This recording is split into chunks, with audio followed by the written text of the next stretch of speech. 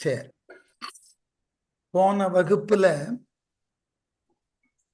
அந்த திட்டாந்தங்களை பற்றி சொல்லுவதற்கு உண்டான நிலையில இறுதியாக பார்த்தது எது அப்படின்னாக்க, அது அடிப்படையில் பார்த்தீர்கள் என்றால், யாது ஒன்றினுக்கு நெருப்பு உடையது அல்லது அது புகை பொருத்தம் இன்று புனல் போல். எந்த ஒரு பொருளுக்கு நெருப்பு இல்லை என்று நாம் சொல்ல தலைப்படுகிறோமோ அவ்வாறு சொல்லப்படுவதினால் அது புகையோடு பொருந்துவது அன்று. இப்போ ஒரு விவாதத்தை உடன்பாட்டு நிலையிலும் சொல்லலாம், எதிர்மறை நிலையிலும் சொல்லலாம். எப்படி நெருப்பு என்கின்ற ஒன்று எவ்வாறு இருக்கிறது என்று நாம் தெரிந்து கொள்ளுகிறோம் என்றால், ஒரு இடத்தில் புகை தோன்றுகிறது என்ற அளவில் புகையானது நெருப்பு இல்லாமல் தோன்றாது என்று திட்டாந்தத்தை உறுதிப்படுத்தி கொள்வது போல, எதிர்நிலையில் அந்த திட்டாந்தத்தை நம்மால் மீண்டும் உருவாக்க முடியும். எப்போ எது புகையை உருவாக்குகிறதோ அங்கு நெருப்பு இருக்கும் என்பது போல, நெருப்பானது உருவாகக்கூடிய இடங்களில் எல்லாம் புகையானது தோன்றும். இப்படியே நம்ம வாதத்தை சொல்ல முடியும். அப்போ இந்த திட்டாந்தங்கள்ல அந்த நெருப்பு உடையது அன்றோ அது புகையோடு பொருந்துவது அன்று புனல் போல். எப்போ அங்க நெருப்பு இல்லை என்று தெரிகிறதோ அப்ப புகை போலே அது தோன்றுகிறதுன்னா அது புகை அல்ல, புனல். நீர்வீழ்ச்சி அதனால் ஏற்படக்கூடியதாகிய அந்த திவலைகள் புகை போல் தோன்றுகிறது என்று சொல்லுவது மேவிய பக்கத்து மீட்சி மொழியாய், மேற்கோளாய் பொருந்திய பக்கத்து மறுதலையாய் வைதன்மிய திட்டாந்தமாகும். இததான் எதிர்நிலைன்னு சொல்றோம், மறுதலைன்றோம். புகையை பார்த்து நெருப்பு உண்டு என்பது போல், நெருப்பு இருக்கின்றது என்றதை நம்புவது போல், புகை இல்லாத இடத்து அங்கு நெருப்பு இல்லாமல் இருக்கிறதே என்று கேட்டால் நீ பார்த்தது புகை அன்று என்று எதிர்மறையிலேயும் நம்மால் ஒன்றை நிரூபிக்க முடியும். இதெல்லாம் எதற்கு சொல்லப்பட்டதுன்னா, கடவுட்கொள்கையை படைத்தல் என்கின்ற ஒன்றை நாம் உலகிலே புரிந்து கொள்வதற்காக இந்த திட்டாந்தங்களை ஒவ்வொரு மதங்களும் உருவாக்குகிறது. இப்போ உதாரணம், இதை ரொம்ப எளிமையான முறையில புரிந்து கொள்வதற்கு நாம என்ன செய்யலாம்னா, எந்த ஒரு பொருளானது நம் கண்முன்னே இருக்கிறதோ அது தானாக தோன்றியிருப்பதற்கு நியாயம் அன்று. இதான் திட்டாந்தம். இப்ப நம் முன்னாடி ஒரு நாற்காலி இருக்கிறது என்று வைத்துக்கொள்வோம். அந்த நாற்காலியானது தானாக உருவான ஒன்று அல்ல. அந்த நாற்காலியை யாரோ ஒரு தச்சு தொழில் தெரிந்தவர் செய்திருக்க வேண்டும். அப்ப நாற்காலியை பார்த்த வழி ஒரு திட்டாந்தத்தை நம்மால் உருவாக்க முடியும். இதனை இவ்வாறு செய்தற்கு உரிய ஒரு கர்த்தா உண்டு. அந்த கர்த்தா நம் கண்ணெதிரே இல்லை என்பதினால் இது தானாக தோன்றியது என்ற நிலைக்கு நம்மால் வர முடியுமான முடியாது. அதே போல் உலகின் கண் உள்ள பொருள்கள் எல்லாம் நம் கண்முன்னே இருக்கின்றன என்றால் ஒரு திட்டாந்தத்தினுக்குள் நாம் ஒரு முடிவினை மேற்கொள்ளலாம். என்ன?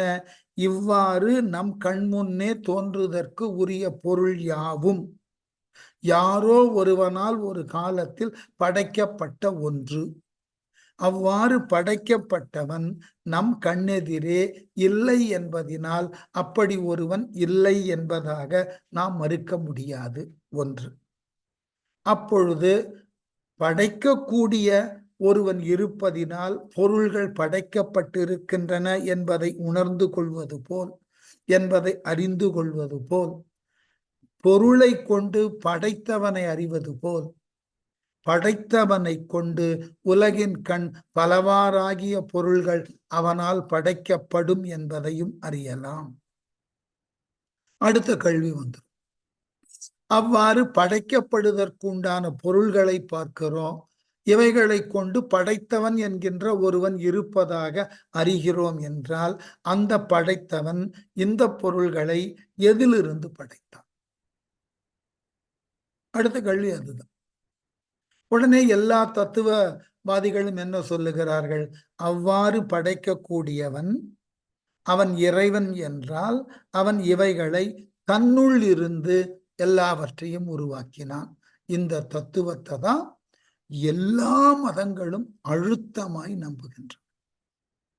சிவன் ஏன் மௌனத்தில் இருக்கிறான்? சங்கரா காலத்தில் எல்லாம் தன்னுள் ஒடுக்கி கொள்ளுகிறான். ஒடுங்கிய நிலையிலே அவன் மௌனத்தினுக்கு செல்லுகிறான். சென்றவன் அந்த மௌனத்திலிருந்து மெல்ல மெல்ல ஒன்றன் பின் ஒன்றாக எல்லா உயிர்களையும் ஓங்கச் செய்கிறான். சைவம் பேசக்கூடிய மிகப்பெரிய வாதம் இது, சத்காரிய வாதம். எது எங்கு ஒடுங்குமோ அதுவே அங்கு ஓங்குகிறது. அவனுள் ஒடுங்கி மீண்டும் அவனுள் இருந்தே அவைகள் எல்லாம் பிறக்கின்றன. இததான் வைணவமும் சொல்லுகிறது. வைணவத்துல நான் படிக்கக்கூடிய கம்பராமாயணத்துல முதல் பாடலே அதுதான். அழகிலா விளையாட்டு எல்லாவற்றையும் உலகம் யாவையும் தாம் உளவாக்கலும் நிலை பெறுத்தலும் நீக்கலும் அழகிலா விளையாட்டு அன்னவர்க்கே சரணாங்களே. அவர் தலைவர், அவர் ஒப்பற்றவன், அவரே எல்லாம், எல்லாம் அவனுள் தோன்றி அவனுள் முடிகிறது. அவன் அரிதுயில் உறங்கிக் கொண்டிருக்கிறான். இதுதான் அடிப்படை. அப்ப இந்த திட்டாந்தங்களை சொல்லுவதற்குத்தான் ஒன்று காரணத்திலிருந்து காரியத்தையும் தெரிந்து கொள்ள முடியும், காரியத்திலிருந்து காரணத்தையும் நம்மால் வகுத்து ஆராய முடியும். இதுவரைக்கும் நாம பார்த்தது எல்லா மதங்களுக்கும் உண்டான பொதுவானதை சொன்னார் அறவாணர். அடுத்த ஒரு படி புத்த மதத்தினுடைய நுணுக்கமான பகுதிக்கு போறார். என்ன? இந்த திட்டாந்தங்கள் வைதன்மியம்னு சொல்லி முடிச்சதுக்கு அப்புறம் தூய காரிய ஏது சுபாவம் ஆயின், ஏதுன்றத காரணம்னு படிச்சோம் இல்லையா? அந்த காரணத்தை இங்க விளக்கிறார் பாருங்க. குற்றமற்ற காரிய இவை இயற்பிற்றாகிய ஏது சாதிக்கப்படும் பொருட்கு இயல்பாகிய தர்மமாவதை ஆராயும் பக்க தன்ம வசனமாகும். ஒரு பொருள் படைக்கப்படுகிறது என்றால் அந்த படைக்கப்படுவதற்கு உண்டான தர்மம் என்ன? இது எல்லோருக்கும் மனத்துல ஏற்படக்கூடிய ஒரு வினா. எல்லாம் இறைவனால் படைக்கப்படுகிறது என்றால் ஏன் இத்துணை வேறுபாடுகள்? எல்லார் மனதிலும் வரக்கூடிய ஒரு பொதுவான கேள்வி. எல்லா மாந்தர்களையும் எல்லா உயிர்களையும் இறைவன் படைக்கிறான் என்றால் அவ்வாறு படைக்கப்படக்கூடிய இறைவன் ஏன் வேறுபட்ட நிலைகளில் படைக்கிறான்? எல்லா மனிதரையும் ஒரு தன்மைத்தாக ஏன் படைப்பதில்லை? புறத்தோற்றங்களில் மட்டுமல்ல, அகநிலைகளிலும் அந்த மாந்தருக்குள் ஏன் வேறுபாடுகள் வருகின்றன? கொள்திறனாகட்டும், அறிவாகட்டும், ஒன்றை உய்த்து உணரும் சக்தியாகட்டும், எல்லோருக்கும் ஒன்று போல் இறைவன் ஏன் வைப்பதில்லை? இப்ப அடுத்த கேள்வி கேட்கலாம், இறைவன் ஏதாகிலும் வஞ்சகத்திற்கு உட்படுகிறானா? இல்லை. அவனால் படைக்கப்படக்கூடிய உயிர்கள் அவைகளுக்கு உரியதாகிய தர்மங்கள் எவை எவையோ அவைகளுக்கு உட்பட்டுத்தான் இவைகள் படைக்கப்படுகின்றன.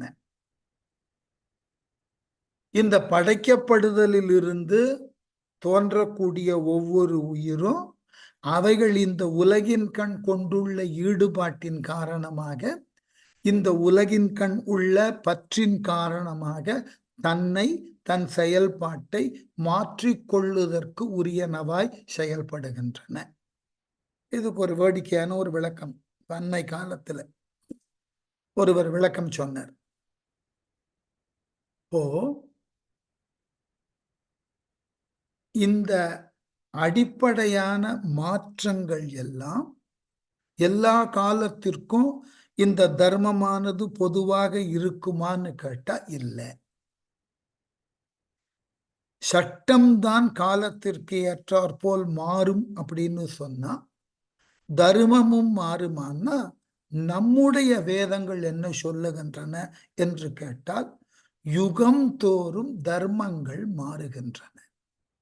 ஒவ்வொரு யுகத்தினுக்கும் உரியதாகிய தர்மங்களும் நியாயங்களும் வேறுபடும். ஒரு யுகத்துல காணப்படக்கூடிய ஒழுக்கங்கள் மறு யுகத்துல அவைகள் தவறாக சுட்டப்படலாம், அவைகள் ஏற்றுக்கொள்ள தகுந்தன அல்ல என்று மறுக்கலாம். உதாரணம் ஒன்று சொல்லி பார்க்க, இப்ப நாம இருக்கிறது கலியுகம். கலியுகத்திற்கு முன்பாக இருந்த துவாபர யுகத்தில தோன்றியவர்கள் அவர்கள் எவ்விதங்களில் தங்கள் வாழ்க்கையை அமைத்து கொண்டிருந்தாலும் அனைவரும் அந்த காலகட்டத்தில் அந்த யுகத்தினுடைய எல்லைக்கு உட்பட்டிருந்த காலத்தில் அவர்கள் மேற்கொண்ட செயல்கள் எல்லாம் இன்றைய யுகத்தாருக்கு புதுமையானதாகவும் இருக்கும், சில நேரங்களில் பொருந்தாததாகவும் இருக்கும். உதாரணம், நாம ஏற்கனவே படிச்ச சிலப்பதிகாரம். சிலப்பதிகாரத்துல எழுதப்பட்ட காலம் 2000 ஆண்டுகளுக்கு முன்பு. கலியுகம் பிறந்ததன் பிறகுதான் சிலம்பு எழுதப்பட்டது. கலியுகம் பிறந்து 4000 ஆண்டுகளுக்கு மேலான காலங்கள் ஆயினன்னு ஒரு கணக்கு சொல்லுகிறார்கள். அந்த சிலப்பதிகாரத்துல கோவலன் கண்ணகி என்கின்ற இருவருக்கும் திருமணம் நடக்கின்ற பொழுது என்ன வயதுன்னு கேட்டா அழகா இளங்கோவடிகள் எழுதுகிறார், 28 ஆண்டு அகவையினான் கோவலன். கண்ணகிக்கு 26 ஆண்டு அகவையினாள். அகவைனா வயது. கோவலனுக்கு என்ன வயது? 16 வயது. கண்ணகிக்கு 12 வயது. இன்று அதனை நாம் நடைமுறையில கடைபிடித்தோம் என்றால் குற்றம். துவாபர யுகத்துல போய் பார்த்தீர்கள் என்றால் வால்மீகி ராமாயணத்தினுடைய விளக்கத்தின் அடிப்படையில மன்னிக்கணும், ராமனுக்கு திருமணமாகும் போது 12 வயது, அப்பொழுது சீதைக்கு 6 வயது. இத வால்மீகி ராமாயணத்துல 4 இடங்களில் தெளிவாக வால்மீகி குறிப்பிடுகிறார். இது பொருத்தமா, சரியா, முறையா? 6 வயது பெண்ணிற்கு எப்படி காதல் உணர்வு வந்ததுன்னா அந்த காலம், அந்த யுகம் இருந்த காலகட்டத்துல இது சாத்தியமாக இருந்திருக்கலாம். அவ்வளவுதான். அந்த யுகத்தை போய் நாம பார்த்ததில்லை. அதை விட வேடிக்கை, கம்பன் வடமொழியில இருந்த ராமகாதையை வாங்கி தான் எழுதிய நிலையிலும் சில இடங்கள்ல வடமொழி மரபை மறுக்காமல் ஏற்றுக்கொண்டு விடுகிறான். உதாரணத்திற்கு இனி வரும் பகுதியில படிப்போம். ராமாயணத்தில் சீதையை அசோகவனத்திலிருந்து மீட்டு வந்த உடனே ராமன் கடுமையாக சீதையை ஏசுகிறான். மாற்றான் சிறை வைப்பில அரக்கர்கள் மத்தியில இருந்தாயே, இங்கு இவர்களால் தரப்பட்ட புலாலும் இங்கு இவர்களால் தரப்பட்ட மதுவையும் உண்டு நீ மனமகிழ்ச்சியோடு இருந்தாய் போலும்னு கேட்கிறான். ராமன் சீதையை பார்த்து கேட்கிறான். கம்பன் எழுதின வார்த்தையே இது, நான்லாம் புதுசா எதுவும் சொல்லல. அதே போல வால்மீகி ராமாயணத்துல சீதை, ராமன் இவர்களெல்லாம் புலால் உண்ணதற்கு உண்டான குறிப்பை தருகிறார்கள். இது சரியா, முறையா அப்படின்னு கேட்டா, ஒன்று அந்த யுக தர்மம் தவறு இல்லை என்று சொல்லுகிறது, அதோட நிறுத்திக்கணும். அந்த யுகத்துல அதுதான் வாழ்க்கை முறை. நான் பல நேரங்கள்ல சொல்லி இருப்பேன், இலக்கியங்களை கற்கின்ற பொழுது ஒரு காலத்தில் எழுதப்பட்ட இலக்கியம் அதன் கண் சொல்லப்பட்டுண்டான செய்திகளை அந்த காலத்தினுக்கு உரியதாகிய அளவுகோல்களை கொண்டுதான் அளக்க வேண்டும். அந்த கால இலக்கியங்களின் தன்மையை, சொல்லப்பட்ட செய்திகளினது உண்மையை இன்றைய சூழல்ல நாம கையாளக்கூடிய அளவுகோல்களை கொண்டு அளந்து விடுதல் கூடாது. அளந்தால் தவறான முடிவுக்கு வருவோம். அதுபோல இன்றைய சூழல்ல நாம பார்க்கக்கூடியவைகளை பழைய கால அளவு முறைகளை கொண்டு அளந்து விடுதல் கூடாது. ஏனென்றால் கடவுட்கொள்கைகளிலிருந்து தத்துவங்களை புரிந்து கொள்ளுகின்ற வரைக்கும் நம்முடைய அன்றாட வாழ்க்கை முறைக்கும் யுகத்தினுக்கு யுகம் வேறுபாடுகள் உண்டு. இது நம்புவதற்கு உண்டான செய்தியா அல்லது புனையப்பட்டதா, எது எவ்வாறாயினும் வேறுபாடு உண்டு. இது புனையப்பட்டதாக இருக்கலாம், 4 யுகங்கள் இல்லை என்பதாக இருக்கலாம். ஆனால் ஒரு காலத்துல, கடந்த காலத்துல மக்கள் எப்படி வாழ்ந்தார்களோ அப்படி இப்பொழுது மக்கள் வாழ்வது இல்லை. இது உண்மை. நீங்க யுகத்திற்கே போக வேண்டாம். போன தலைமுறையிலிருந்து இந்த தலைமுறையினர் வேறுபட்ட வாழ்க்கையை வாழுகிறார்கள். நாம பார்த்து கொண்டிருக்கிறோம். இது சரியா தவறா இல்லை. இன்றைய கால சூழலுக்கு இவர்கள் வாழும் முறையானது அங்கீகரிக்கப்பட்டு இருக்கிறது, ஏற்றுக்கொள்ளப்பட்டு இருக்கிறது, முடிந்துவிட்டு. அவ்வளவுதான். இதுதான் கடவுட்கொள்கைகளிலும். ஒரு காலத்துல கடவுட்கொள்கைகளை பிரத்யட்சமாக பார்க்க முடிந்தது, கடவுளர்களை. அதன் பிறகு அவதாரங்களாக பார்க்க முடிந்தது. இந்த கலியுகத்துல அர்ச்சையாக சிலை வடிவுகளில் கோவில்ல தான் பார்க்க முடிகிறது.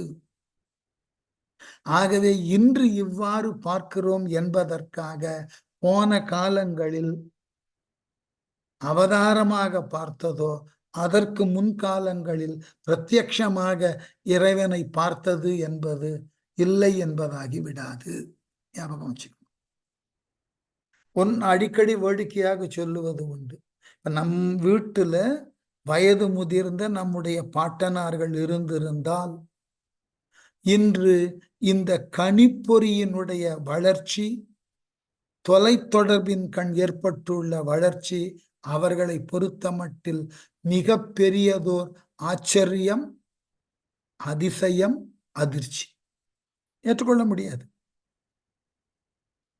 அவ்வளவு குறுகிய காலத்துல மிகப்பெரிய எல்லைகளை நாம கடந்திருக்கோம்.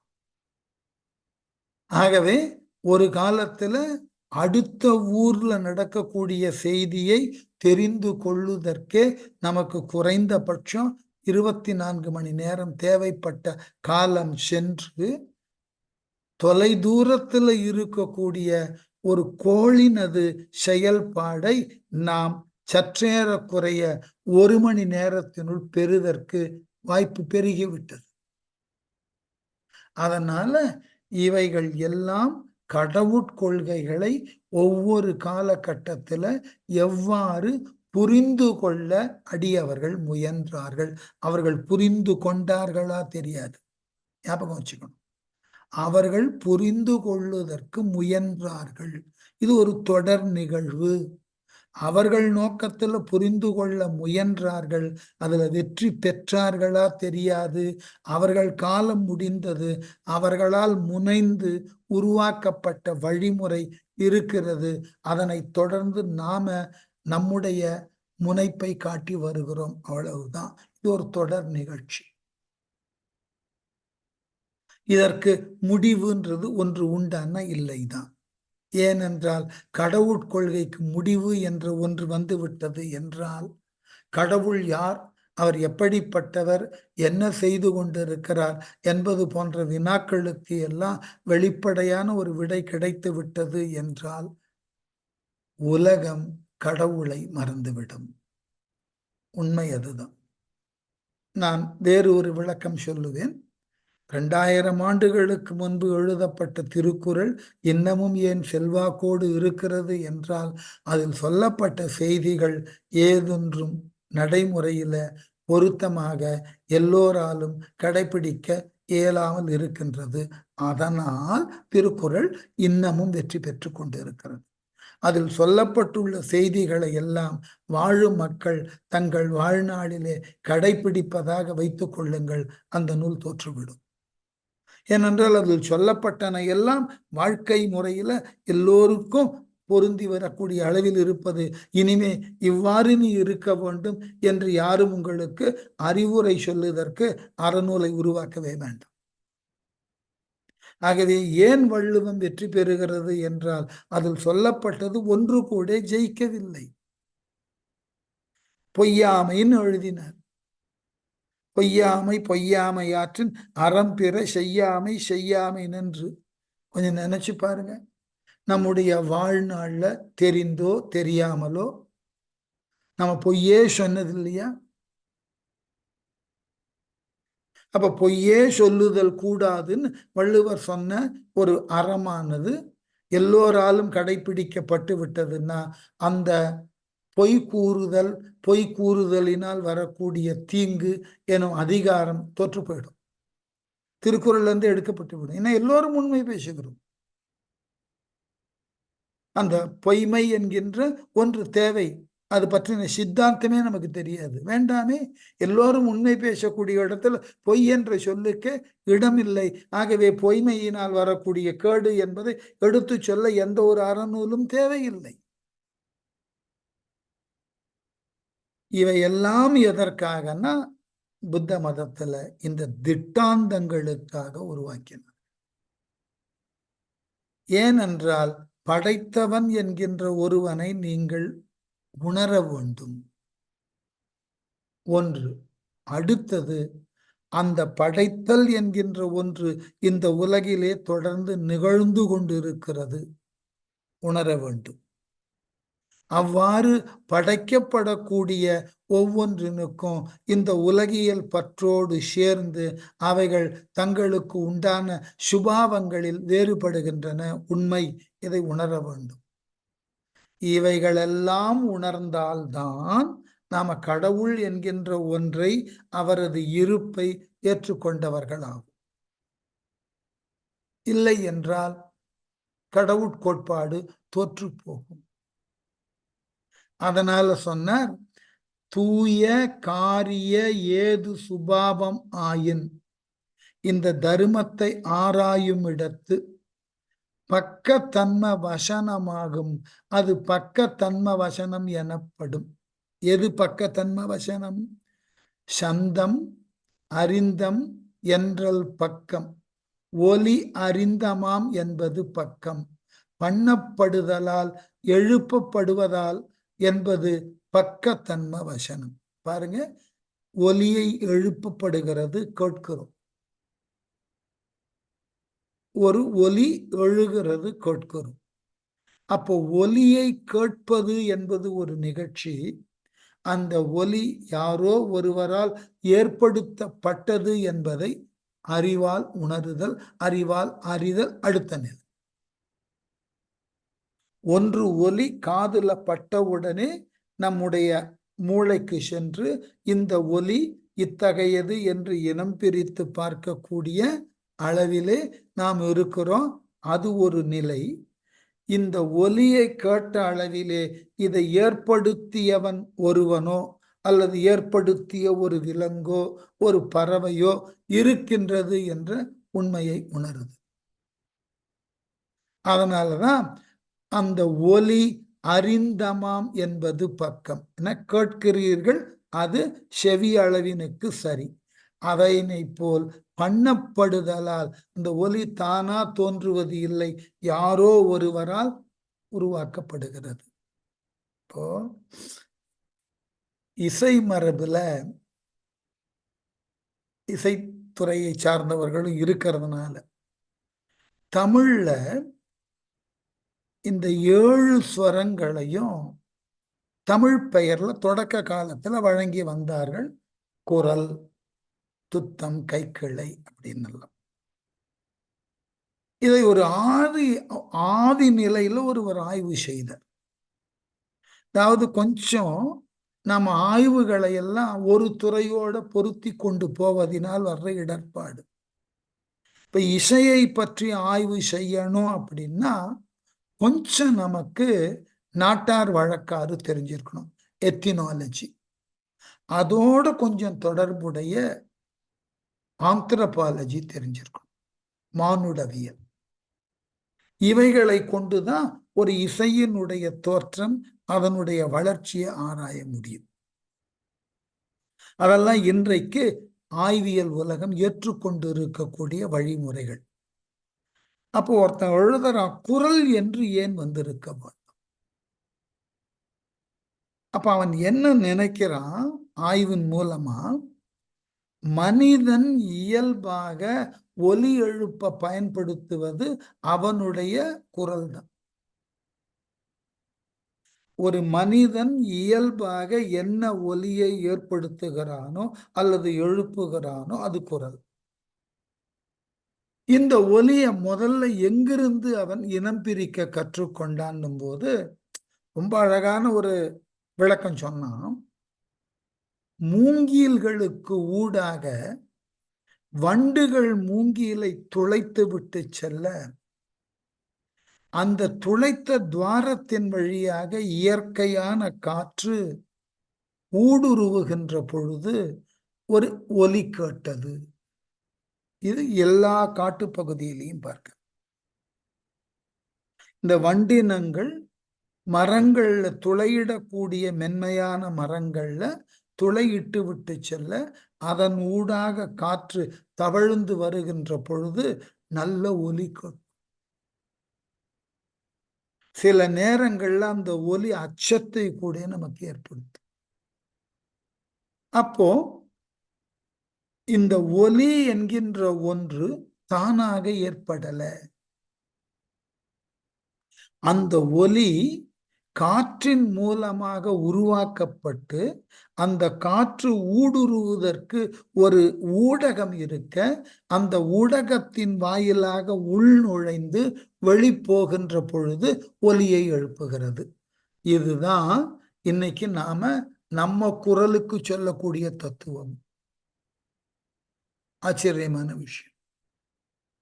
நம்ம உடலினுடைய வயிற்று பகுதியை ரெண்டாக இயற்கை பிரித்திருக்கிறது. ஒன்று வயிறு, மேலாக அதற்கு உண்டான விதானம்னு ஒண்ணு இருக்கு. அதுக்கு பேர் உதர விதானம்னு பேர். உதரம்னா வயிறு, அதுக்கு மேல ஒரு கூரை இருக்கு, ஒரு சவ்வு படலம். அதிலிருந்து காற்று மேல் நோக்கி எழுப்பப்படுகின்ற பொழுது அந்த காற்று நம்ம உடம்புல 4 இடத்துல நிற்கிறது. ஒன்று உரம்னு சொல்லக்கூடிய மார்பு, கண்டம்னு சொல்லக்கூடிய கழுத்து, மூக்கு, தலை. இந்த 4 இடங்கள்ல இந்த காற்று நின்று இந்த காற்றினது சுழற்சிய இதழ்களோ அன்னமோ நாவோ பற்களோ உறுப்புகளாக நின்று ஊடகங்களாக நின்று வெளியே கொண்டு வர்றதுனால வெவ்வேறு ஒலி, வெவ்வேறு எழுத்துகளினது ஒலி, வெவ்வேறு ஸ்வரங்களின் ஒலி எல்லாத்தையும் உருவாக்குறோம். அடிப்படை இந்த டயப்ரம்ல இருந்து மேல் நோக்கி உந்தி தள்ளப்படக்கூடிய காற்று தான். இதை எல்லா இலக்கண ஆசிரியர்களும் தெளிவா உணர்ந்து இருக்கிறார்கள். உந்தி முதலா முந்து வழி தோன்றி தொல்காப்பியம். அப்ப எது ஒன்று உருவாக்கப்பட்டது என்றாலும் அதை உருவாக்குவதற்கு ஒரு கருவி, அந்த கருவியின் வாயிலாக உருவாக்கப்பட்டது ஒரு ஊடகத்தின் வழியாக செயல்படுத்தப்படுகின்ற பொழுது வெவ்வேறு விதமான வடிவங்கள், வெவ்வேறு விதமான ஒலிகள் எல்லாம் கிடைக்கின்றன. இதுதான் அடிப்படை. நான் இன்னும் இதை எளிமையா சொல்லணும்னாக்க, நம்ம விநாயக சதுர்த்திக்கெல்லாம் பார்த்தீர்கள் என்றால் களிமண் என்பது ஒரு மூலப்பொருள். அத ஒரு விநாயகர் பொம்மை செய்த ஒரு வார்ப்பு இருக்கும், டை. அதுல இந்த மண்ணை பூசிட்டு தட்டுவான். விநாயகர் உருவத்தோட அந்த களிமண் வெளியே வரும். அப்போ இந்த மண் என்பது மூல காரணம். துணை காரணம் என்பது அந்த விநாயகர் வடிவினுக்காக செதுக்கப்பட்ட அந்த வார்ப்பு டை. இவை இரண்டினையும் சேர்த்து உருவாக்கக்கூடிய அளவினுக்கு அதனை செய்பவன் ஒருத்தன் இருக்கு. அப்ப இந்த 3 நிலைகள்ல தான் உலகத்துல இருக்கிற எல்லா பொருளையும் நாம புரிந்து கொள்ளுகிறோம். இத சொல்றதுக்கு எடுத்துக்கிறார் காரியம். அது இயல்பாகிய தர்மமாவதையும் ஆராயமிடத்து பக்க தன்ம வசனமாகும். அது பக்க தன்ம வசனம் எனப்படும். அறிந்தம் என்றால் பக்கம். ஒலி அறிந்தம் என்பது பக்கம். பண்ணப்படுதலால் எழுப்பப்படுவதால் தான் என்பது பக்க தன்ம வசனம். முடிச்சுட்டாரா? அடுத்தது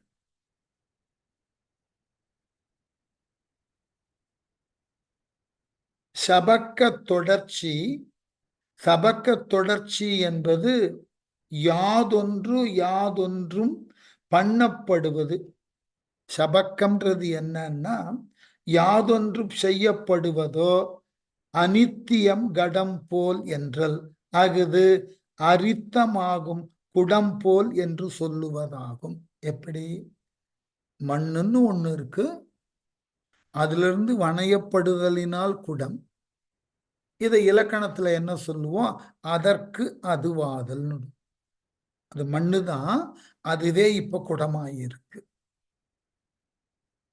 இத வேற்றுமையில படிக்கும்போது இத 4ஆம் வேற்றுமையில் அதற்கு அதுவாதல்னு சொல்லிடும். அதாவது குடத்துக்கு மண் என்று சொன்னால், குடமாக இப்பொழுது நம்முன் காணப்படுவது தொடக்கத்துல மண்ணாய் இருந்தது. இத புரிஞ்சுக்கிறோம். அது போல தொடக்கத்துல என்னவா இருந்ததுன்னு தெரிஞ்சுக்கிறதுக்கு முன்னாடி நாம இப்போ ஒவ்வொருத்தரும் மனிதராய் இருக்கோம், பார்த்துக்கிறோம். நாம மனிதராக இருக்கிறதுக்கு முன்னாடி ஒரு கேள்வி வேணுமா வேண்டாமா? ஒரு குடத்தை, மண் குடத்தை பார்த்த உடனே அதற்கு சபக்கம் சொல்லுகிறோம். என்ன? அறிந்தம் என்ன? பக்கமாக அந்த குடம் இருக்கு. ஆனால் இது குடமாவதற்கு எது மூலம்னு ஒரு கேள்வி வருமா வராதா? அப்படி வருகின்ற பொழுது நமக்கு ஒரு விடை புரியும். இப்ப நாம இருக்கிறோம், இதுக்கு முன்னாடி நாம எங்க இருந்தோம்?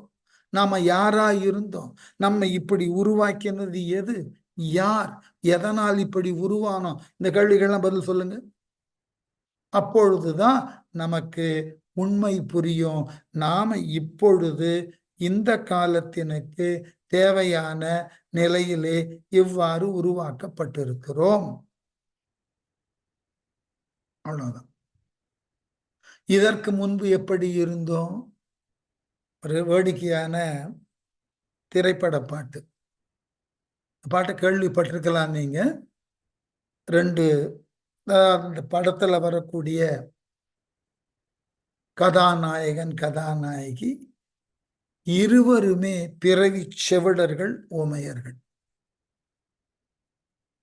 அதுல விடையாக ஒரு பாட்டை வேடிக்கையா எழுதியிருப்பார்கள். இறைவன் 2 பொம்மைகள் செய்தான் தான் விளையாட, அவை இரண்டும் சேர்ந்து ஒரு பொம்மையை செய்தது தாம் விளையாட. இதை விட எளிமையா படைப்பு தத்துவத்தை சொல்ல முடியாது. சிருஷ்டின்றது இதோட முடிஞ்சு போயிட்டு. இறைவன் இந்த உலகத்துல இருக்கக்கூடிய பொருள்களை எல்லாம் ஒரு காரண காரிய நோக்கினுக்காக படைக்கிறான். அந்த படைப்பானது தொடர் நிகழ்வாக அவனால் படைக்கப்பட்டவைகள் ஒன்று சேர்ந்து தொடர்ந்து படைப்புகளை முன்னெடுக்கின்றன. இந்த திட்டாந்தத்தை சொல்றதுக்கு தான் பக்கத்தன்ம வசனமாகும் என்பது என்ன சொன்ன, யாதோ அகுது அனித்தமாகும். அது பண்ணப்படாதது ஆகாசம் போல் எனல். பண்ணப்பட்டது பானை போல்னு சொன்னா பண்ணப்படாதது இது ஆகாசம். ஏன் அது பண்ணப்படாதது? அதுதான் இறை, வியாபித்து இருக்கக்கூடியது. ஏனென்றால் அதனுள் எல்லாம் ஒடுங்குகிறது. எது போல?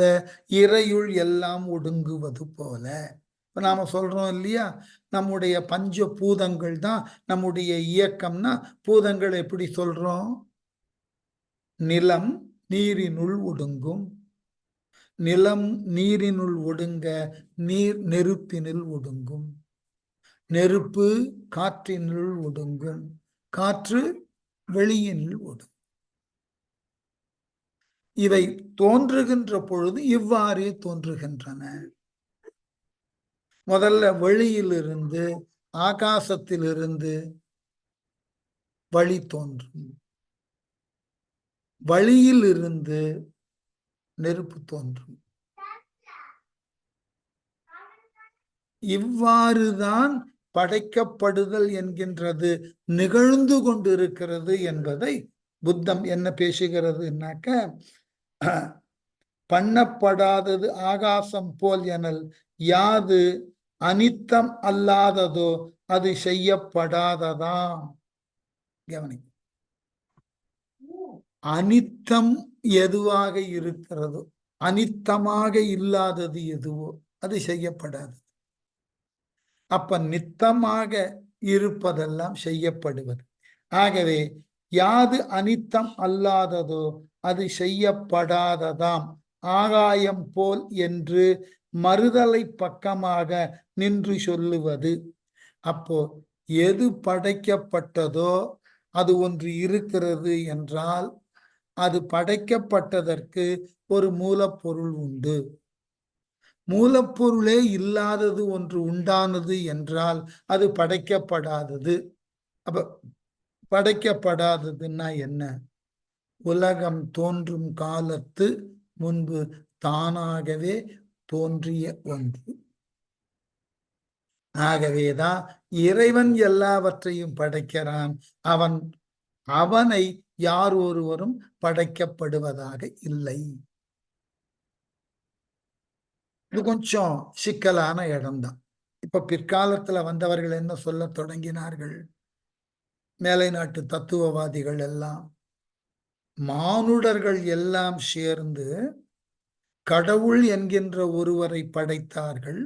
எப்பொழுது அவர்கள் கடவுளர்களை படைத்தார்களோ அன்று தொட்டு, அந்த கணம் தொட்டு கடவுளர்கள் எல்லோரையும் படைப்பதற்கு உரியவனாக கருதப்பட்டான்னு தத்துவம் சொல்ல ஆரம்பித்தார்கள்.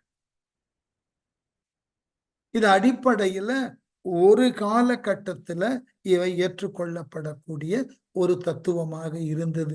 இன்று வரைக்கும் மேலை நாடுகள்ல இதை பற்றி ஆய்ந்து கொண்டே இருக்கிறார்கள். அண்மை காலத்துல கூட ஒருவர்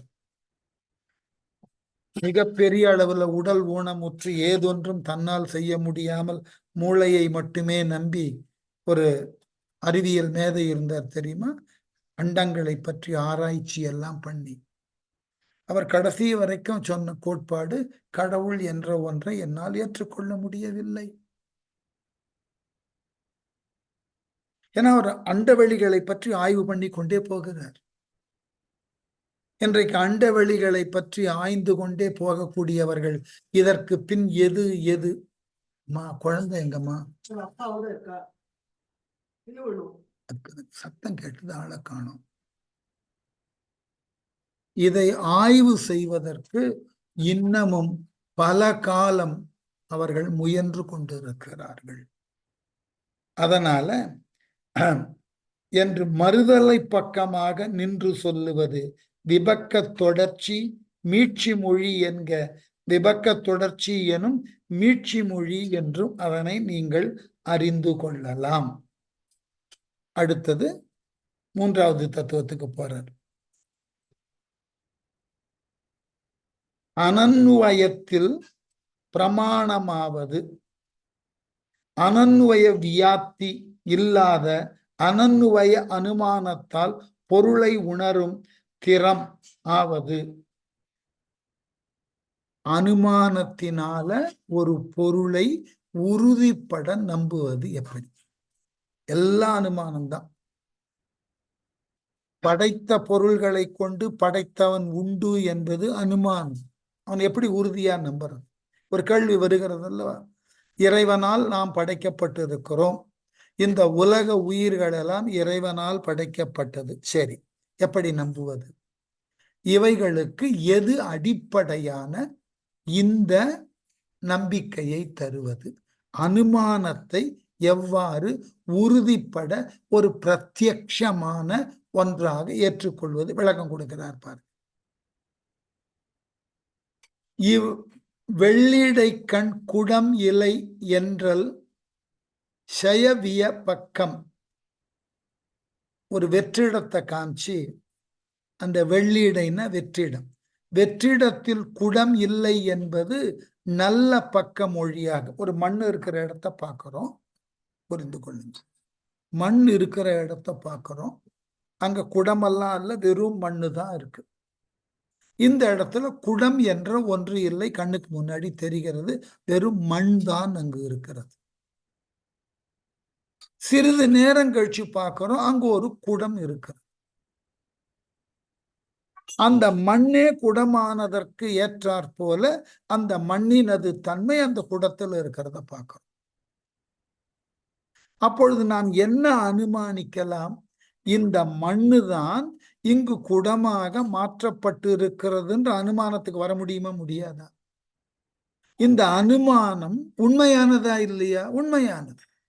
முதல்ல பார்த்த பொழுது அந்த வழியில குடம் இல்லை. குடம் இல்லை என்கின்ற நிலையில சிறிது நேரம் கழித்து அங்கு ஒரு குடமானது இருப்பதை பார்க்கிறோம். அந்த குடமும் அந்த குடம் தோன்றின அல்லது இருக்கின்ற இடமாகிய மண்ணுக்கும் இணையான தன்மைகள் இருப்பதினால் இந்த மண் தான் இங்கு குடமாக மாற்றப்பட்டு இருக்கிறது என்பதை புரிந்து கொள்ளுகிறோம். இவ்வாறு மாற்றப்பட்டது யாரால் என்ற ஒரு கேள்வி எழுப்பப்பட்டால் அதனை மாற்றியவன் ஒரு கர்த்தா என்கின்ற ஒரு செய்பவன் இருந்தாக வேண்டும். இல்லை என்றால் மண் மண்ணாகத்தான் இருக்கும், குடமாகாது. அப்ப அதுதான் கேட்கிறார். ஆகவே இவ்வெற்றிடத்தில் குடம் இல்லை என்பது நல்ல பக்க மொழியாகும். தோன்றாமையில் எனல் பக்க தன்ம வசனமாகும். குடம் இல்லை, பக்க தன்ம வசனம் அது. ஆம், உண்மையில் இந்த மண்ணில் குடம் இல்லை. ஆனால் தோன்றாமையால் என்னும் ஏது பக்க தன்ம வசனமாம். காரணம் சொல்லிட்டோம், தோன்றல, ஆகவே இங்க குடம் இல்லை. குடம் என்கின்ற ஒன்று அங்கு தோன்றவில்லை, தோன்றாத வரைக்கும் அங்கு குடம் இல்லைதான். காரணம் சொல்லிட்டோம். ஆனால் இன்மையில் கண்டில முயற்கோடு என்றால் அந்நெறி பக்கம் யாதொன்றும் வெள்ளிடை இல்லையோ அதனை காண்பது இல்லை. முயல் கோடு போல. எப்படி? எதுக்கு கண்ணுக்கு முன்னாடி அங்க இல்லையோ அது இல்லைன்னு எப்படி ஒற்றுக்கொள்ளுகிறோமோ, இது எது போலன்னா முயலுக்கு கொம்பு இல்லை என்பது போல. முயலுக்கு கொம்பு இல்லை, நாம் இல்லைதான், யாரும் பார்த்ததில்லை. யார் ஒருவரும் முயலுக்கு கொம்பினை பார்த்தது இல்லை. ஆகவே முயற்கோடு இல்லை என்றால் முயலுக்கு கொம்பு இல்லை, முடிஞ்சு போச்சு. முயலுக்கு கொம்பு இருப்பதாக இதுகாரும் யார் ஒருவரும் பார்க்கல. அதுபோல இந்த இடத்துல ஒரு பொருள் யாதொன்றும் இல்லை என்பது வரைக்கும் அது உண்மை. அந்த இடத்துல ஒரு பொருள் உருவாக்கப்பட்டு விட்டதுன்னா நிச்சயமாக உருவாக்குவதற்கு காரணமாய் ஒருவன் இருந்தாக வேண்டும். அடுத்த விளக்கத்துக்கு போறார் பாருங்க. முயற்கோடு போல என்பது அந்நெறியில் பெறப்படும் சபக்க தொடர்ச்சியாம். யாதொன்றும் உண்டு அது தோற்றரவு அடுக்கும் கை நெல்லி போல் எனல். யாதொன்றும் வெள்ளிடை உள்ளதோ அது காணப்படும் கையகத்து நெல்லிக்கனி போல் என்பது வெளிப்படையானது தெரியும். இந்த கையகத்து நெல்லிக்கனி அப்படின்னு சொல்லுவது போல அது இருக்கக்கூடிய பொருள் வெளிப்படையாக தெரிவது. அதை உங்களால் மறைக்கவோ மாற்றவோ முடியாது.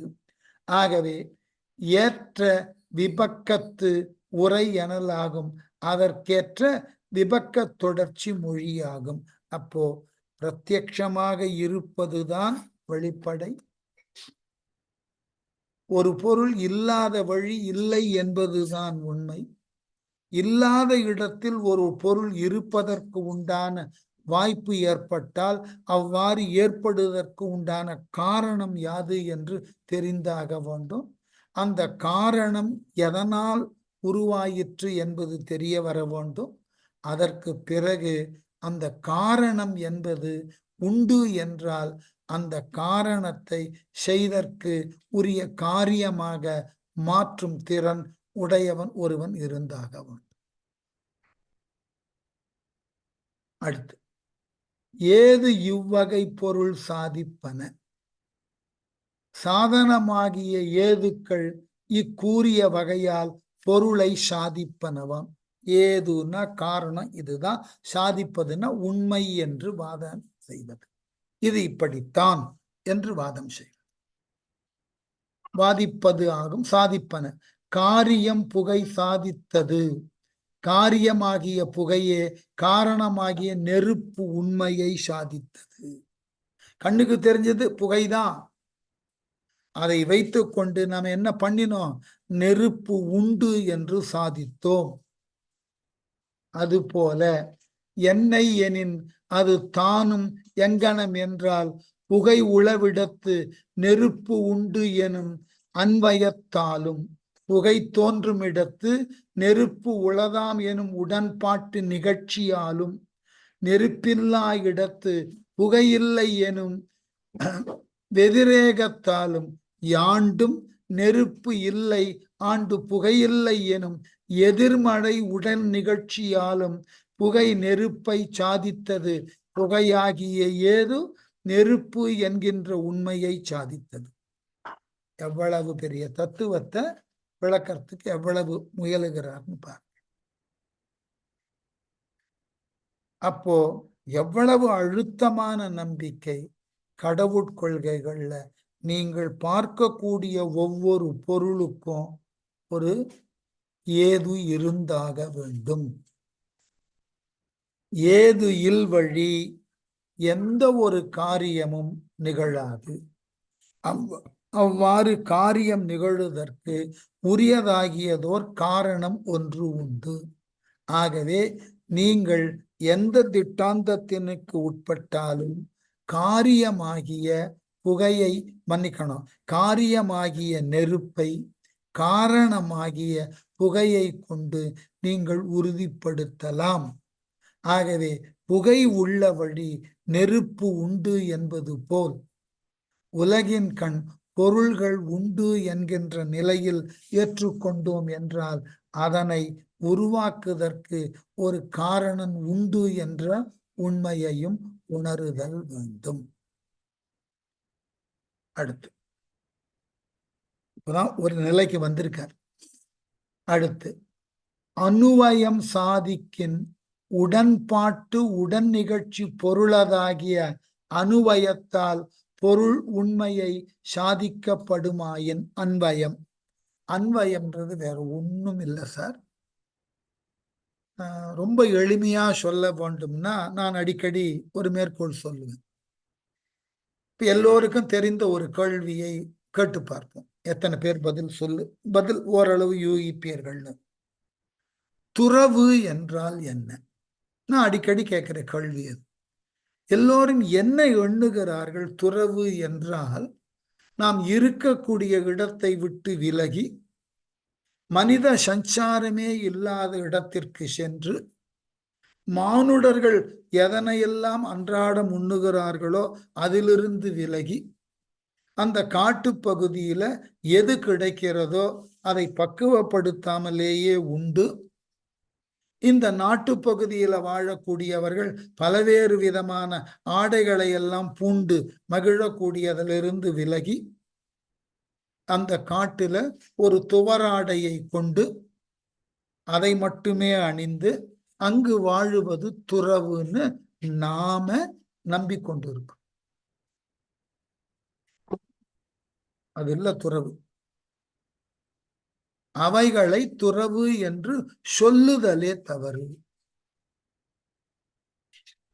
அப்பதான் நான் விளக்கம் தருவேன். என்ன துறவுன்னாக்க, நீங்கள் இருக்கக்கூடிய இடத்தில் இருந்து கொண்டே பலவற்றை நீங்கள் அன்வயப்படுத்திக் கொண்டீர்கள் என்றால் அதற்கு பெயர் துறவு. உதாரணம், அறுசுவை உணவு கிடைக்காத ஒரு காட்டுல காயையும் கிழங்கையும் தின்று நான் துறவு நெறியில இருக்கேன் என்பது வேறு. அங்கு கிடைக்கல, வாய்ப்பு இல்லை. நகரத்துல இருந்து கொண்டு எல்லா விதமான அறுசுவை உணவினுக்கு நடுவே இருந்து கொண்டு இவைகள் எனக்கு தேவையில்லை என்று அவைகளை விட்டு விலகி நிற்பதற்கு பேரு அன்வயம். ஆகவே துறவு நெறி என்பது தனித்து எங்கோ ஒரு காட்டிலே இருந்து கொண்டு ஷடாமுடியை வளர்த்து கொண்டு வாழுவது அல்ல. இருக்கக்கூடிய இடத்திலேயே துறவாக இருக்க முடியும். பாரதி ஒரு இடத்துல எழுதுறான், மிதிலை எறிந்திட வேத விழுப்பொருள் கேட்ட மன்னன் எங்கள் மன்னன். யார சொல்றான்னா ஜனகன். ஜனகனுக்கு என்ன பெயர் தெரியுமா? நம்ம புராணங்கள்ல அவன் மன்னனாக இருந்து கொண்டே அன்வயப்படுத்தி கொண்டு நாட்டை ஆண்டவன். எதன் மீதும் பற்று கிடையாது. அவன் மன்னன், ஆனால் ஒரு ரிஷிக்கு உண்டான கோட்பாடுகளோடைய நாட்டை ஆட்சி செய்தவன். அவ்வளவு பெரிய ஞானியவன். அப்போ எது நமக்கு தேவையோ அவைகளினால் நமக்கு துன்பம் வரும் என்று தெரிந்து அதனை அது இருக்கக்கூடிய இடத்திலேயே நாமும் இருந்து அவைகளை நுகராமல் அன்வயப்படுத்தி கொள்ளுதலுக்கு பேரு துறவு. எல்லாத்தையும் விட்டுட்டு ஓடுறதுக்கு பேரு துறவு இல்லை. அப்படி ஓடுவதனாலும் பயன் இல்லை, பயனே இல்லை. அன்வயப்படுத்தி கொள்ளுதல், உங்களை நீங்கள் அந்த உலகியல் பொருள்களிலிருந்து வேறுபட மாற்றிக்கொள்ளுதல். அவைகளினால் நமக்கு ஈடுபாடு இல்லை, அவைகளை கொண்டு நான் எந்த விதத்திலும் பயன் பெறுவது இல்லை என்று உங்களை நீங்கள் அன்வயப்படுத்தி கொள்ளுதல் வேண்டும்.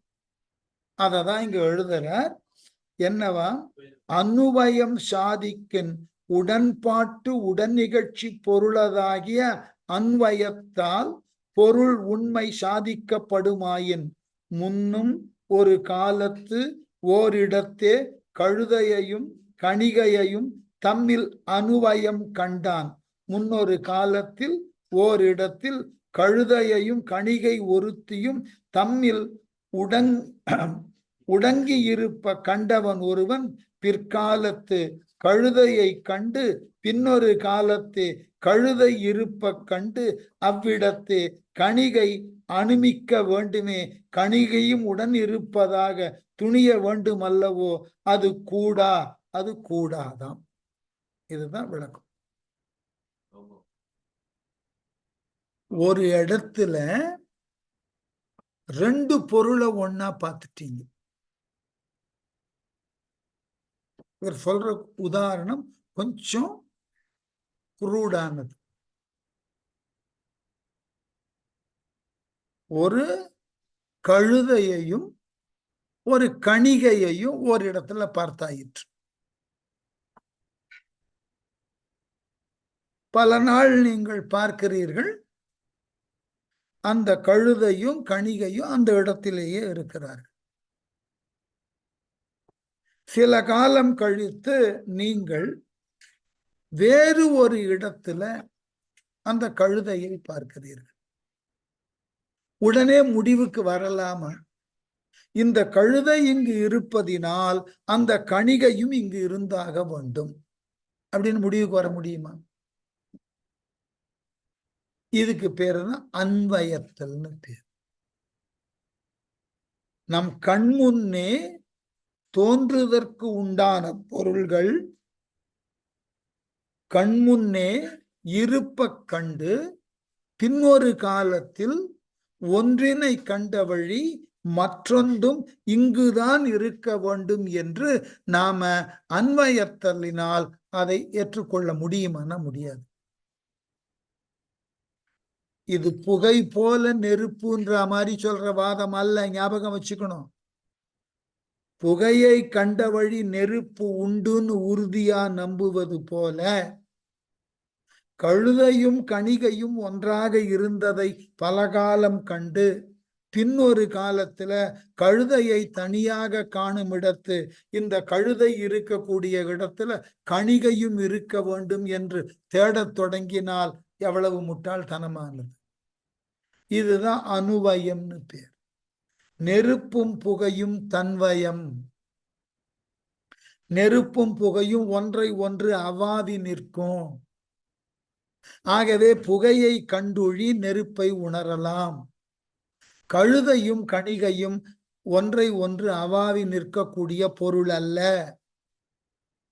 ஆகவே அவைகள் ஒன்றாயிருந்ததை கொண்டு பின்பு தனித்து ஏதேனும் ஒன்றை பார்த்த விடத்து மற்றொன்றும் இங்குதான் இருக்கும் என்று உடன்பாட்டினுக்கு போய்விடுதல் கூடாது. இந்த அன்வயத்தை புரிந்து கொள்ள வேண்டும். சரியா? என்று இதோட நிக்கட்டும். உடன்பாட்டு பக்க விவாதமும் அதுபோல அன்வய பக்க விவாதமும் என்னன்னு தெரிந்து கொண்டோம். இதற்கு பிறகு உலக படைப்பு எப்படி விவாதங்களின் மூலமாக நிரூபிக்கப்படுகிறதுன்னு பார்ப்போம். சரியா? நன்றி.